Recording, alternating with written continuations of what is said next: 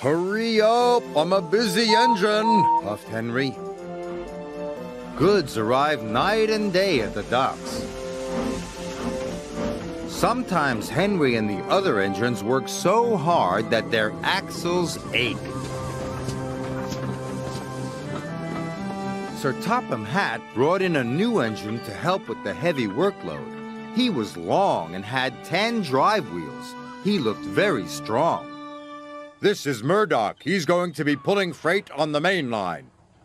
Ahoy, matey! Shouted Salty. Welcome, Murdoch, called Harvey. You're the biggest engine I've ever seen, cried Thomas. You're a chatty lot, Murdoch said quietly. Soon Murdoch was coupled to a long, long line of heavy freight cars. His boilers strained, his wheels started to turn, and the mighty engine chuffed away. Murdoch longed for some peace and quiet. But everywhere he went, it was noisy and crowded.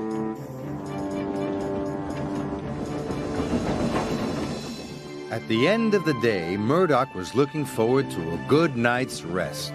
But Salty and Harvey were full of questions. What's the longest train you've ever pulled? Have you ever worked Marseille? Have you ever crashed? Please, I want some peace and quiet, and I don't want to share a shed with chatterboxes. No need to be rude, huffed Harvey. Hey, we're only being friendly, matey. The next morning, Murdoch collected another long, heavy train.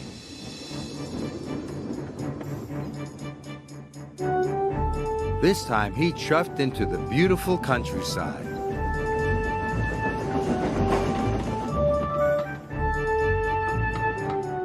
It was splendid. At last, he had some peace and quiet.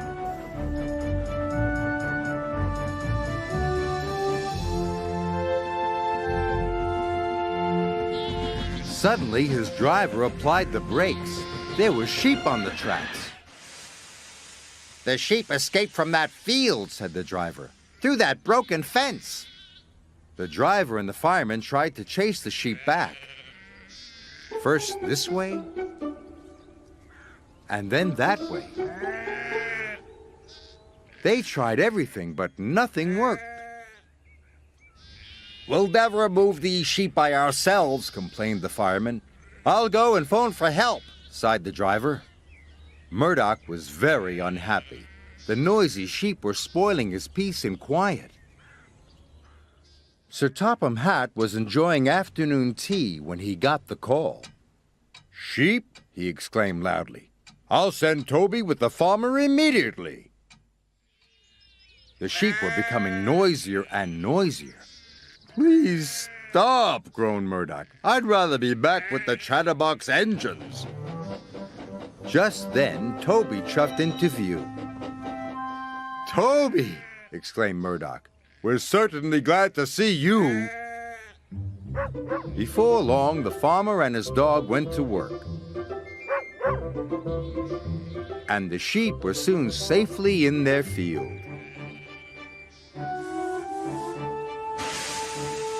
And Murdoch was on his way again. Thanks, Toby. That evening, Murdoch parked between Harvey and Salty. But Murdoch spoke first.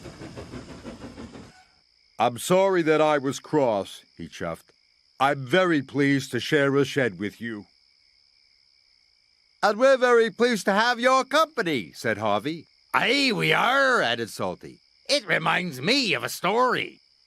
Murdoch smiled. The sound of ba-ba would have kept him awake, but a Salty story would send him happily to sleep.